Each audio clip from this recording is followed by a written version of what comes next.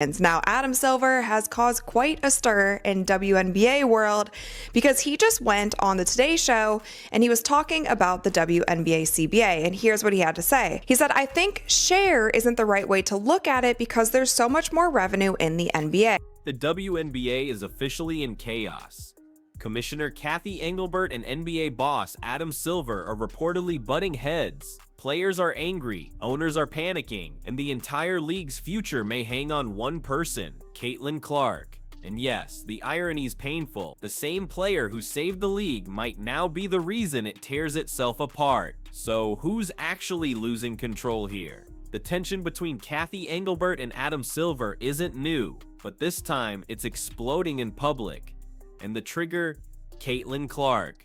Yeah, you heard that right. The same player who boosted ratings, packed arenas, and turned the WNBA into a trending topic every week has now unintentionally become the spark behind a full-on power struggle between the league's leadership and the players' union. Let's break this down in plain English. Increase in this cycle of collective bargaining, and they deserve it. So what he's talking about here is the revenue share that the players have been fighting for. So essentially what the players have said in these negotiations is that they want to be paid more when it comes to their salary, but they also want a higher percentage of the revenue split because currently they are only getting 9% of that revenue split. But we have went over it a million times, you guys. The structure of the WNBA, the finances in the WNBA, and the structure of the finances in the NBA. Right now, the WNBA is in the middle of collective bargaining agreement, CBA negotiations. That's where players and league officials fight over money, salaries, bonuses, and most importantly, revenue sharing. Basically, who gets how much of the pie. Adam Silver went on national TV, the Today Show, and said something that made everyone's jaw drop. I think share isn't the right way to look at it because there's so much more revenue in the NBA.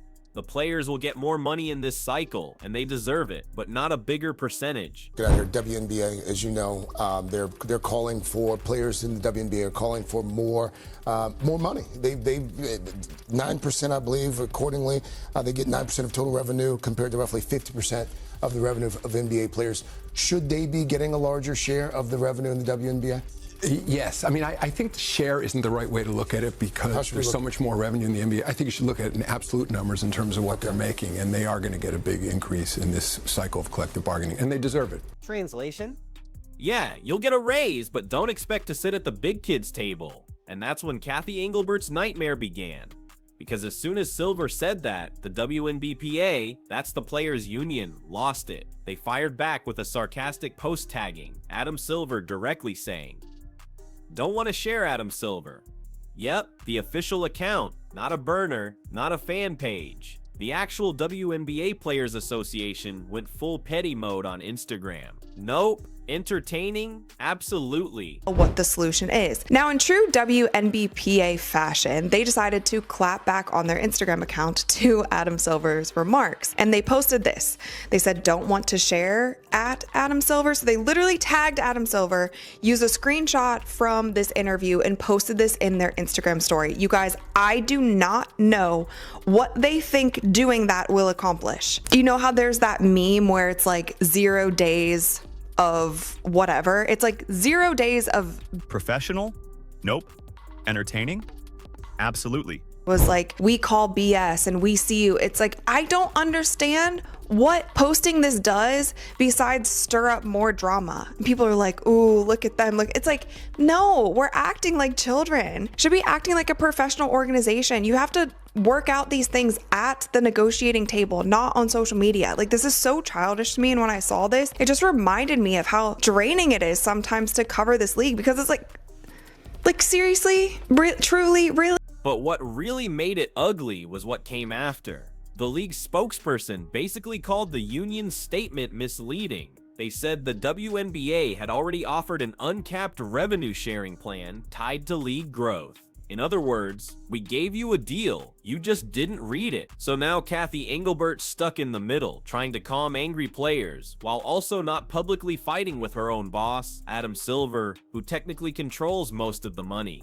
Because here's the part no one likes to mention, The WNBA doesn't even fully own itself. The league only owns 42% of its own operation. The NBA owns another 40%, and the remaining 18% belongs to outside investors brought in back in 2022 when the WNBA was basically begging for funding. That means even if Engelbert wanted to give the players a 50-50 revenue split like the NBA, she can't. The league doesn't have the authority to. And now the players want to take on the one guy who's literally keeping the lights on, Adam Silver. This is why every owner, investor, and sponsor in the room is quietly panicking right now. Because if the players dig in and refuse to play without a new deal, we're looking at something that hasn't happened in WNBA history, a lockout.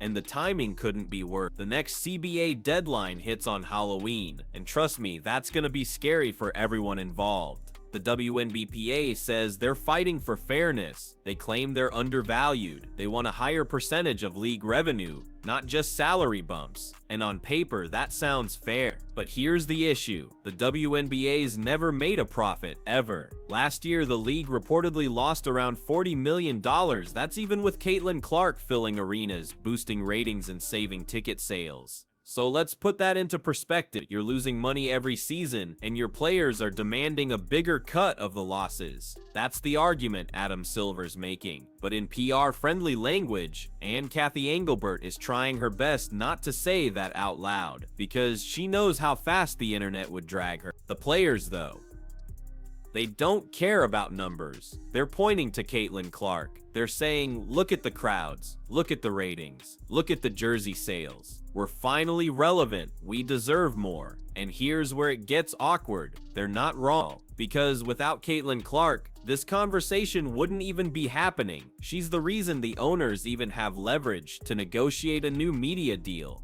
She's the reason new sponsors showed up. She's the reason attendance doubled and ratings jumped. Every metric the players are using to argue for more money comes directly from Caitlin Clark's success. And that's why this entire situation is both hilarious and tragic. Because now Adam Silver's basically telling Cathy Engelbert, congrats, your players want a raise, and it's your golden child's fault. The league got addicted to the Caitlin Clark effect. Now it's paying the price. When she got injured earlier this year, everything tanked. Ratings dropped. Talk coverage flopped so hard they canceled one of their new talk shows after just a few weeks. That injury gave the owners a brutal reality check. Without Caitlin Clark, the hype disappears overnight.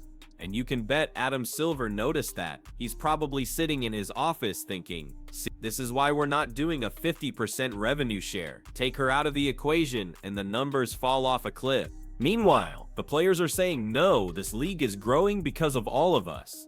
And Adam Silver's quietly laughing, really? Because we saw the ratings without her. This is why Cathy Engelbert's stuck between two ticking time bombs. Her players' expectations and Adam Silver's reality check. Every public statement now looks like damage control. The union accuses the league of running out the clock. The league accuses the players of misrepresenting offers. Fans are picking sides, and sponsors are nervously watching from the sidelines, wondering if they should even renew next year's contracts. The whole situation feels like a soap opera, only with fewer baskets and more boardroom drama. And behind all of it, Caitlin Clark's name keeps popping up like a ghost, because whether she likes it or not, she's become the centerpiece of every argument, the proof of success, the excuse for higher pay, the leverage in every negotiation. Even retired WNBA players like Rebecca Lobo are admitting it. In the past, there was always a real chance the NBA could pull the plug and say this is too much. But now, these franchises are worth too much. These women are worth too much. Translation: the only reason they're worth too much now is because of one player's popularity. You can feel the panic behind those words. Everyone knows the truth, but no one wants to say it out loud. The league's survival is tied to Caitlin Clark, and that's a terrifying position for any commissioner to be in. Adam Silver knows this. Cathy Engelbert knows this. The players know that, and now they're fighting over who gets credit for her impact and who gets paid for it. The funniest part, even with all the drama, the WNBA is still losing money. They've quadrupled their media deal to about $260 million, but that's pocket change compared to the NBA's billion. The WNBA's 9% share of revenue sounds bad, But when you realize there's no profit to share, it's almost meaningless. But try telling that to the players' union. They're demanding transparency, accusing the league of hiding its real numbers, as if there's some secret vault of profits sitting in a New York office. One player even said the NBA's using us to make money. Reality check. They're funding you to stay alive. That's the problem Cathy Engelbert can't say out loud. The NBA's been propping the WNBA up for nearly 3 decades. If Adam Silver ever said, "We're done," the league would collapse by next summer. And yet here we are. The players are threatening to walk, and the commissioner's office is quietly panicking about what happens if they actually do. The league's entire empowerment image is at risk. The same story they've been selling, that women's basketball is finally thriving, could backfire if the 2026 season doesn't happen. And guess who will get blamed? Caitlin Clark. Because if there's no 2026 season, every sports outlet will say it all started when the Caitlin Clark era changed everything. Not because she did anything wrong, but because her success made everyone realize how broken the league's foundation really was. She raised expectations so high that now, even the owners can't keep up. So yeah, the WNBA officials are in full panic mode. Cathy Engelbert's trying to play nice. Adam Silver's trying to sound diplomatic. The players are tweeting shade, and Caitlin Clark's probably somewhere in Iowa just trying to focus on her jumper, completely unaware that she's accidentally started a war between billionaires and union reps. The chaos isn't calming down. It's spreading every day. New reports come out of tension between Cathy Engelbert and Adam Silver, and at this point, it's less leadership disagreement and more power tug of war. What started as a few offhand remarks from Adam Silver about money has now turned into a full-scale meltdown inside the WNBA. Here's the truth. Both Engelbert and Silver are right, and both are wrong. Adam Silver knows this league survives on NBA support. He knows the WNBA hasn't made a consistent profit since day one. Without NBA money and owners backing them, there is no league. So when players start demanding a 50% revenue split like the NBA, he's not being cold or dismissive. He's being realistic. There's no 50% to split when the league's running on borrowed money, but Cathy Engelbert has a different problem. She's the face of the league, the one who has to smile in front of cameras while the players accuse management of being greedy. She can't admit what Adam Silver can, that the business side is barely keeping its head above water, because if she does, sponsors panic, fans lose faith, and the whole growth story collapses. Now add Caitlin Clark to the mix, and everything explodes. Her rise gave players confidence they've never had before. Suddenly, the numbers looked great. Attendance, viewership, jersey sales, all through the roof. So the players started saying, "See, we're growing. We deserve more." But here's what they don't want to hear. It's not we, it's her. Caitlin Clark changed the game, not the system. The system's still broken. One player can't fix decades of poor management and financial loss. But try explaining that to a room full of stars who see her success as proof they should all be millionaires. And when Caitlin got injured, the mask came off.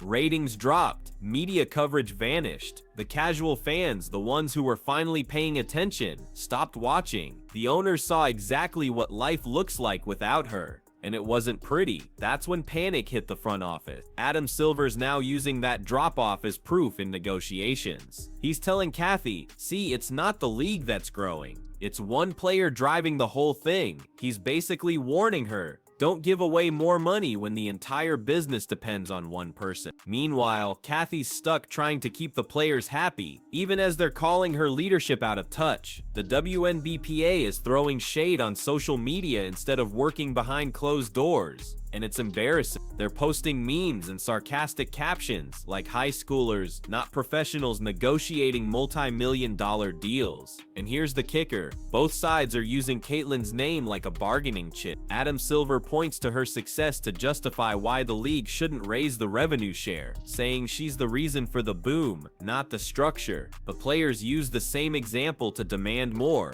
saying she represents their collective value. And poor Caitlin, she's not saying a word. She's probably at the gym shooting threes while her name gets tossed around in boardrooms she didn't even ask to be in. The league's entire identity crisis now revolves around her. Adam Silver doesn't want another NBA-level lockout drama on his record, especially not over a league that barely breaks even. He wants this resolved quietly, a modest raise, a few headline quotes about growth, and everyone moving on. Cathy Engelbert, on the other hand, is desperate to prove she can run this league independently, but when the players start clashing with her and calling out her leadership, it makes her look weak. This feud has gone from business to personal. Adam Silver is tired of the WNBA's internal drama spilling into the press. Cathy's tired of feeling like a puppet, and the players are tired of hearing, "We'll get to it next year." But the ugly truth is simple. Without Caitlin Clark, there wouldn't be this argument. She's reason the players feel bold enough to demand more, and the reason the owners are too scared to give it. You can almost feel the nervous energy in every press release. The smiles look forced. The quotes sound defensive. Everyone knows the league's walking a thin line. If a deal doesn't happen soon,